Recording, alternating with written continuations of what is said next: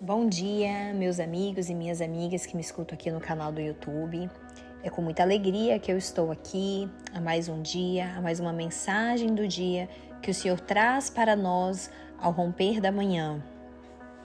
Se você não é inscrito aqui no canal, já quero te convidar para você se inscrever, ficar por dentro de tudo aquilo que eu tenho falado, através do que o Senhor tem ministrado ao meu coração. O Senhor tem me dado graça, revelações, e pela misericórdia eu estou aqui para poder fazer aquilo que Ele me chamou.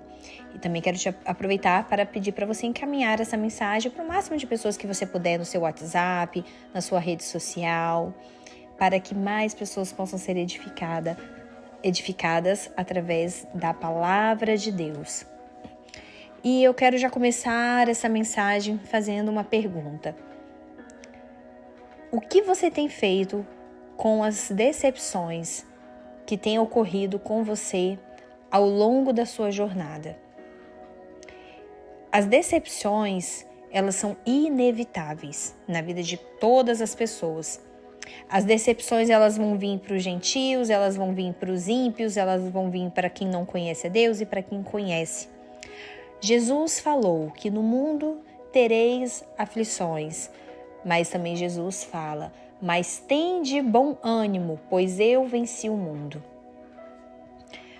As decepções, elas têm feito com que você estacionasse, não andasse mais, com que você estivesse paralisado.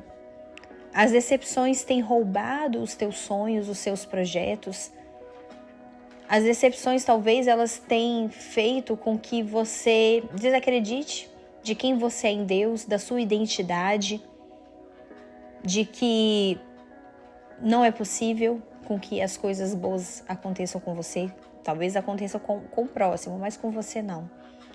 O que você tem feito com as decepções? Bem, eu quero te convidar nessa manhã a largar, a se despir de toda a capa de decepção que você tem permitido vivenciar, você tem permitido com que elas penetrem e se adentrem dentro de você, com que elas tornem a tua caminhada mais pesada. Tire esta capa agora. Jesus está fazendo um convite para nós nessa manhã. Vinde a mim, todos que estáis cansados e sobrecarregados. Quando nós deixamos com que a decepção entre dentro de nós, faça parte até mesmo da nossa célula, ela adentre dentro do nosso corpo, isso vai tornando com que a gente fique cada vez mais sobrecarregado. E Deus, Ele quer derramar um vinho novo para você nesta manhã e para mim. Na palavra do Senhor vai falar que não pode derramar um vinho novo em odres velhos, senão vai romper. E o que o vinho vai representar na palavra de Deus? O vinho representa a alegria também, comemoração. E talvez você vai olhar as circunstâncias ao teu favor e você vai falar: Larissa, eu não tenho motivo nenhum para me alegrar ou para celebrar. E Deus está falando: não espere vir o convite, celebre antes do convite.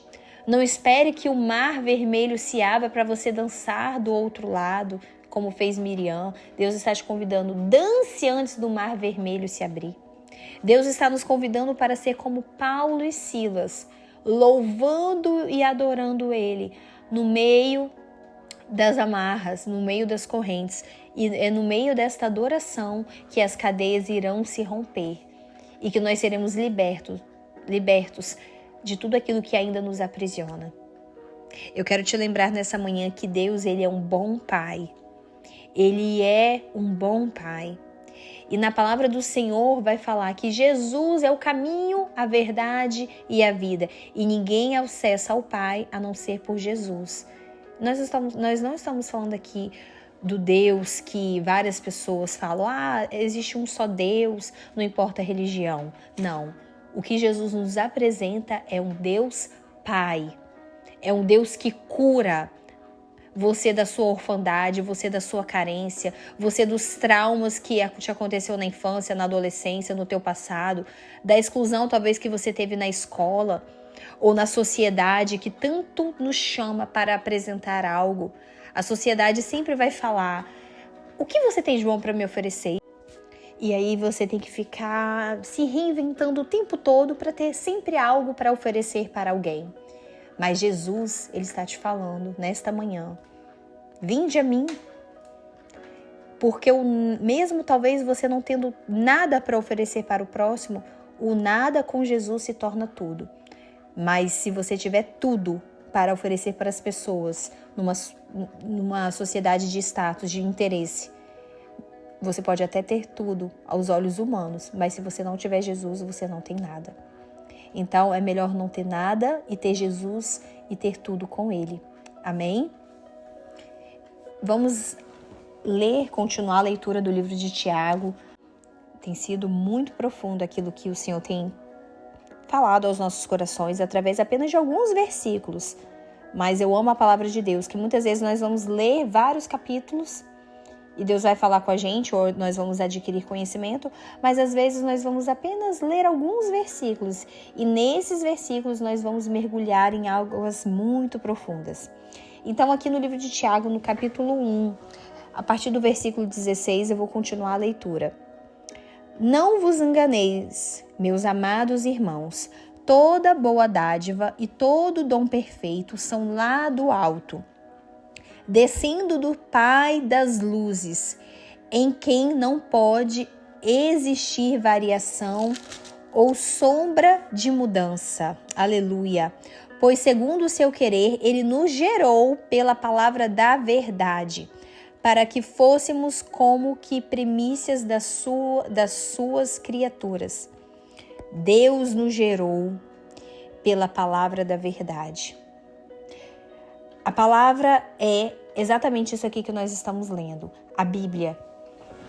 Se você quer ser uma nova criatura, se você quer firmar a sua identidade a cada dia mais em quem você é em Deus, você precisa ser gerado por essa palavra. E não é uma palavra de engano, é a palavra da verdade. Às vezes Deus permite com que eu e você passemos por alguns desertos, onde não tem nada, onde não tem ninguém, onde não tem resposta, para que nós possamos voltar a ler a palavra dele.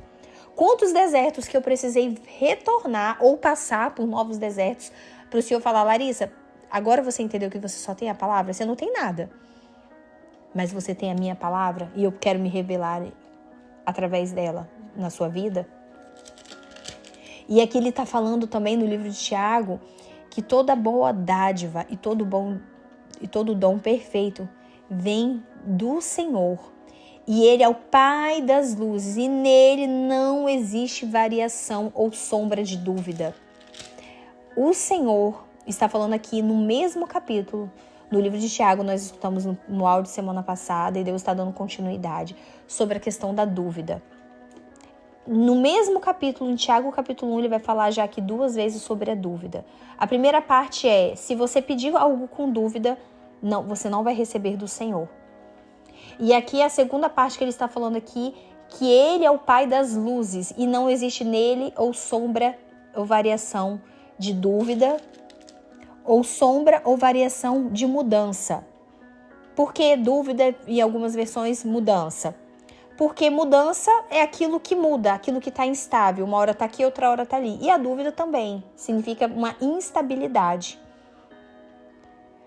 E quando eu leio isso, Deus ministra muito forte no meu coração, que é preciso que nós tiremos do nosso coração dúvidas. Porque essas dúvidas que a gente deixou lá no nosso passado germinar dentro de nós, algumas têm crescido de uma tal forma que em várias áreas nós estamos com dúvidas e a gente não consegue prosseguir para a direção que Deus quer, para a direção que Deus tem para nós. Quando ele fala aqui que Deus é o Pai das luzes e não existe sombra ou variação de dúvida ou de mudança, é que para que nós possamos acessar e andar na direção que Deus tem para nós, é preciso com que tenha luz. É preciso que nós possamos entender o esclarecimento que Deus quer fazer conosco. E eu estou falando isso, gente, e essa é uma área que o Senhor também tem confrontado no meu coração. Porque durante algum tempo Existem situações, existem caminhos que eu tenho pedido ao Senhor direção e o Senhor ainda não me respondeu. Mas eu quero te convidar, assim, junto comigo, para declarar. Declare e repita comigo essa frase. Senhor, eu declaro que Tu és a luz do meu caminho. Eu declaro que áreas que ainda estão escuras, que eu não consigo enxergar, que eu não consigo entender, que eu não consigo perceber, o Senhor virá com esta luz. O Senhor trará clareza para o meu caminho. O Senhor confirmará os meus passos na direção a qual eu preciso. O Senhor confirmará aquilo que talvez dentro de mim ainda existem dúvidas, mas o Senhor vai me ajudar a repreender essa dúvida e fará com que eu comece a ter clareza. Porque uma pessoa, gente, com uma identidade formada, uma identidade em Cristo, ela não pode ter dúvidas. Ela precisa crer e saber quem ela é em Deus, para que outras pessoas que estão fracas na identidade delas possam perceber a firmeza que nós temos no Senhor e a partir daí nós levantarmos outras pessoas que não têm essa identidade ainda. Uma pessoa firmada em sua identidade, estando essa identidade em Cristo, pode passar o vendaval que for. Ela será constante e firme, porque a sua identidade não está sobre a circunstância. A sua identidade não está sobre os processos. A sua identidade não está sobre a estação. A sua identidade está sobre quem Deus é e o que Ele opera através de você. E o Senhor nos chama para mergulhar em águas mais profundas. Eu quero finalizar essa mensagem nos lembrando que, novamente, Jesus é o caminho, a verdade e a vida. E se você não sabe qual é o próximo passo que você precisa dar, se você se encontra parado ou paralisado, convide Jesus para ser o seu único Senhor e Salvador da sua vida. Ele vai te dar a direção a qual você tanto precisa. Que Deus abençoe seu dia, que você tenha um dia repleto de paz, de alegria e de boas novas do Senhor. Amém?